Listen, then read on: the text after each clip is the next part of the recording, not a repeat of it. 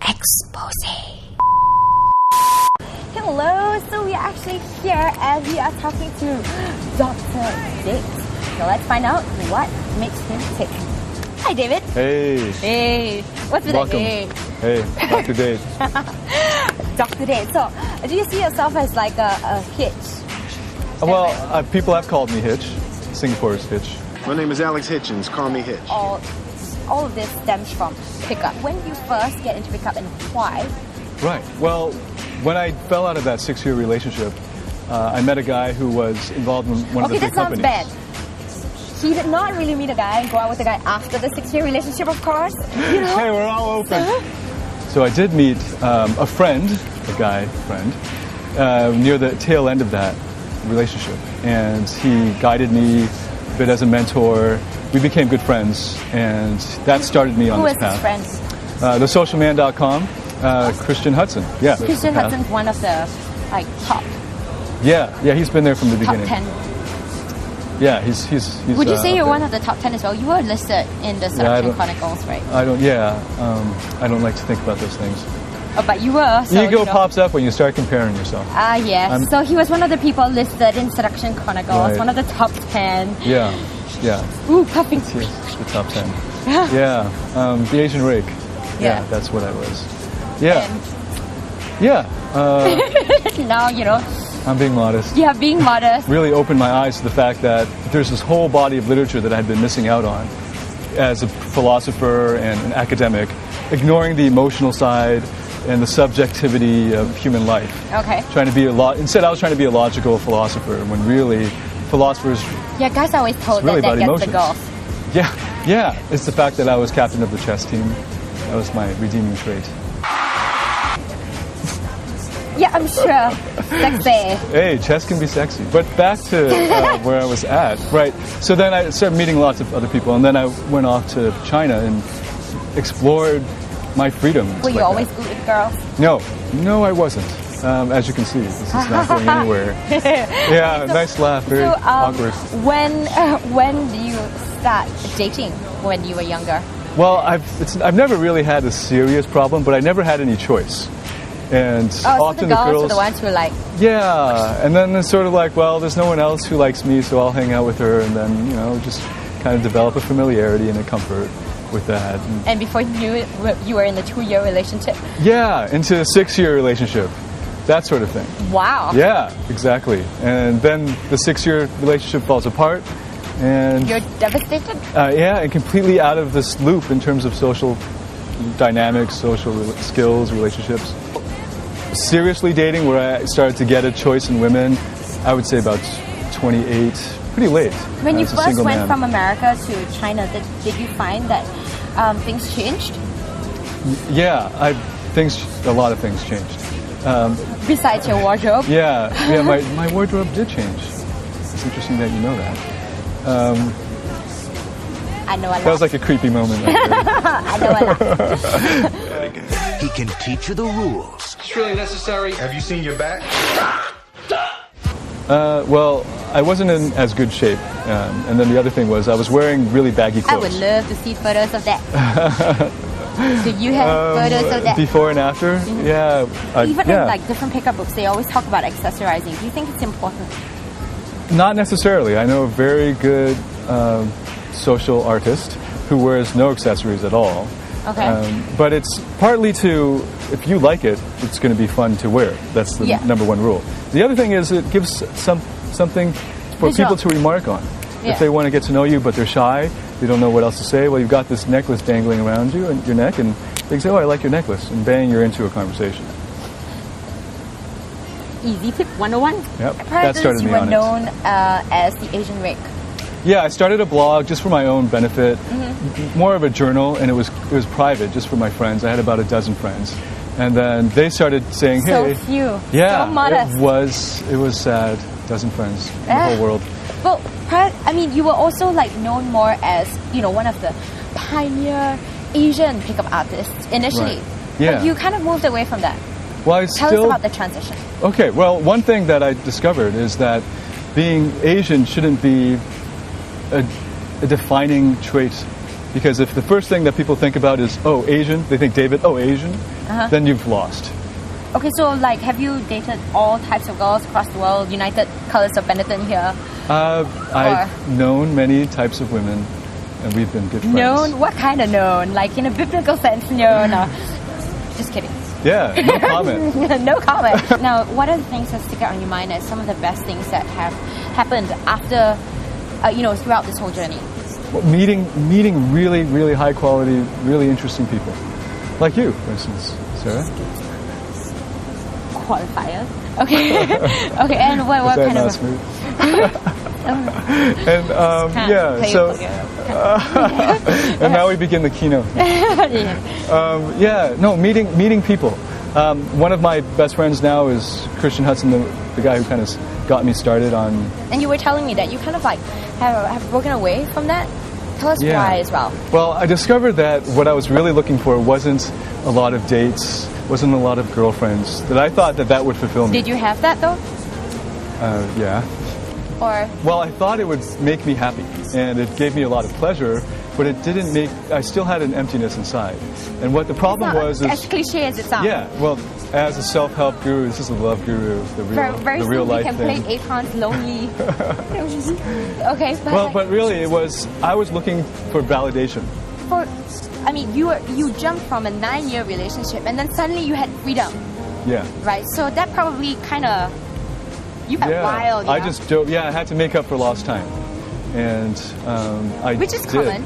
Yeah, it makes sense, right? From a psychological perspective. I find that a lot of people, especially after they find out the skills of pickup, they kind of tend to go wild. I found that too, actually. Yeah, that's been my personal experience. And what do you think of that? Well, I think it's a phase.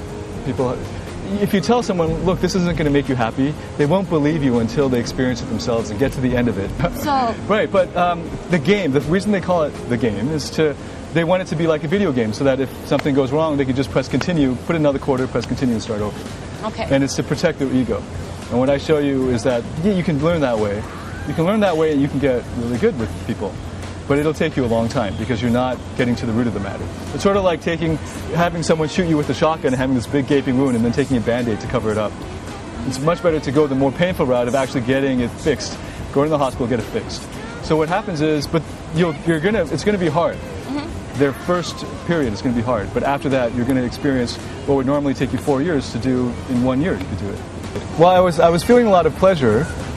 But that's not the same thing. It's fleeting. Pleasure in itself is temporary, transient. It is. Yeah. So it wore off, and now I was just left with me, and I still had to deal with all of the faults that I had not come to terms with. Sounds like all guys need Oprah. Yeah, Oprah's good. You need to do the garbage cleaning first. Yeah. The thing is, guys don't have Oprah. See, there's part of it too is contributing to a men's movement, a new kind of masculinity. Okay. That it's really lacking in North America, and I think in Singapore and Asia too. Okay, so we don't have real role models. Our role models are kids who are punks or maybe rappers or something, hip hop stars, or imaginary characters in a movie. We don't really have real live role models anymore. So what do you think of people who look up to others who lead a kind of rock starish lifestyle and go into pickup thinking, that's the kind of lifestyle I want? Well, there are attractive things to those lifestyles, but I would say that it's not going to bring you happiness, but you're probably going to have to figure it out yourself. What do you think of guys who go there just wanting to bid girls? Because there seems to be a lot. Yeah, well, there's a kind of immaturity that will always be there. And the sad part is that there are some older men who are like that. Yeah, and it's unfortunate that they'll never feel fulfilled. They'll keep looking for women to fulfill them. I've been there, and I think any male, red-blooded male should be honest with himself and say that he can relate to that. But there comes a time when you reach your point in your social experience where you realize that looking for validation for your own sense of worth, self-worth, in other people is self-defeating. Okay. Do you regret anything that you've done? I mean, no, along the way? I regret. The whole journey. Yeah, there are regrettable things that have occurred, hurting people and me being hurt. But I think part of it all is just growing. Can you think of anything that like you? One of the best ways to grow and to learn is by making mistakes. That is true. Yeah, and I'd rather not relive the past. Yeah, negative things. Okay, now what is even the the really thing? negative things can be positive when you look back. True. Now in the movie Hitch experienced this guy who wanted to just basically be a player. Hitch? And he rejected the guy as a student. Oh, right. Yeah, I remember that. Remember that? Yeah. Have you ever had that kind of experience? Yeah. So I can usually tell those types of people over email. Usually the first contact is over email. And it will be something where I sense this, become uncomfortable with the tone. I want my clients to be respectful towards women. And sometimes we talk about numbers or we talk about other conquests or in other disrespectful terms. Well, I ask them over email what their goals are. Why are you contacting me? What do you hope to get out of it? Now, what about when you go out with these guys? Do you bring them to certain types of places or? Yeah, it depends. It depends on what their goals are. Yeah, sometimes we'll go to shopping malls. Sometimes we'll just go on the street. Sometimes we'll go to cafes or bars and clubs as well. Any people that you remember in particular? Clients? Yeah. Yeah, but I can't talk about that. No, you don't have to tell me the names. Just like case studies, ABC. Yeah, well, I did remember a client we had in Singapore who had never stepped foot into a club, but his goal was to to get the girls in the club because he'd walk around outside the club and he always see the girls. Yeah, and he just wants to get to know them. That's just to find out what they're like. He can show you the moves. Elbows, 6 inches from the waist, 90-degree angles. This is home. You see somebody you know, I don't want none of this. Don't bite your lip. Stop biting your lip. None of this. Okay, see, now that's what I need to be learning. In the club with my homies, trying to get a little VI, but down on the low key. Don't ever do that again. So you've never said, how old was that client? He was early 30s. And he's never clubbed before? Oh my goodness. So very shocking. We were supposed to go out that first night, and he called an hour before we were supposed to go out, saying that he had heartburn. He called the doctor. He can't go out. I'm sorry again. So I spent an hour over the phone with him, trying to coax him to come out. Did you get your heartburn medicine? We'll just bring it to the club. We'll just sit there just to get you acclimated. Yeah, but it was great because you can drink my Bina. By the end of the 3 hours at the club, he had talked to a grand total of one woman and had a 20-minute conversation and got contact information. And he was so excited. He came to me after. I got this number. I don't know what to do. Should I text her? What should you call him? And so he sent me he forwarded me the text message he was going to send to her before he sent it to her. It was really cute, and that was the first night.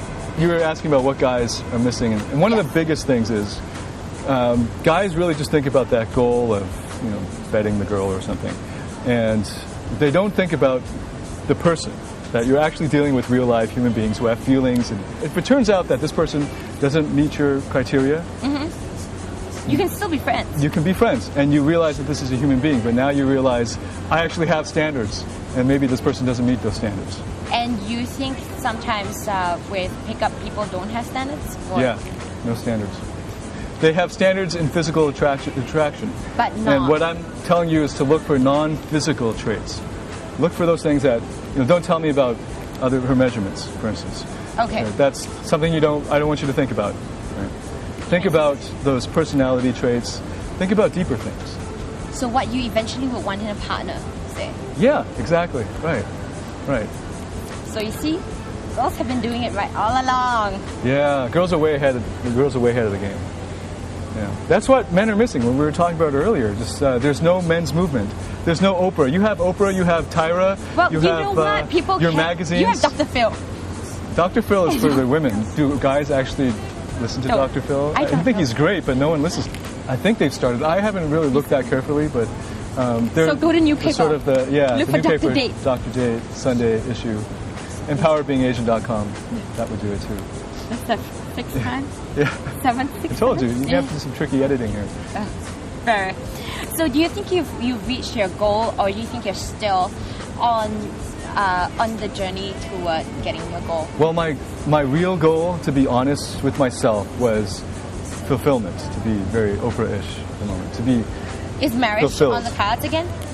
Not at the moment, but I'm always open to it. Yeah, sure. Again though? Like Possibly. Are possibly you not asking really. about for yourself, Sarah? I did sense For a the connection, girls but out yes, Sarah, So. I will consider it. Oh. But I mean, we ought to get to know each other a little bit better.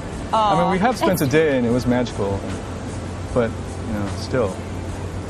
We are in utopia. The Twilight Zone, actually. Yes. Are most of your clients attached now? Or have they Yeah. reached success?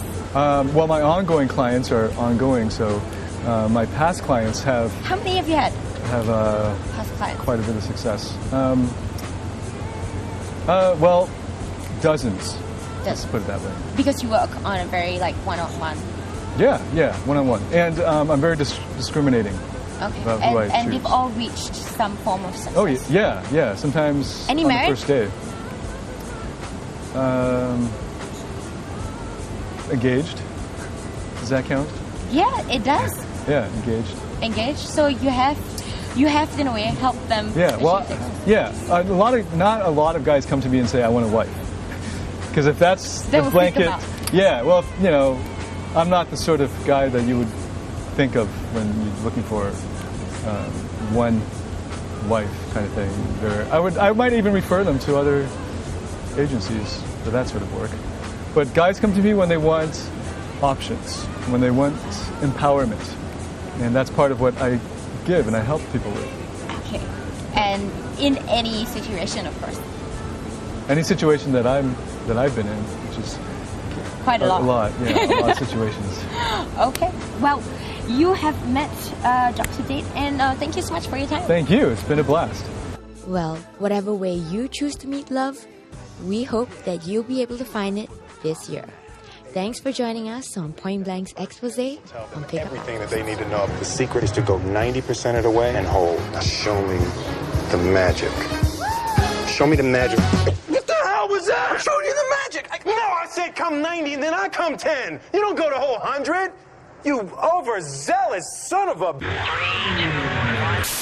Exposé.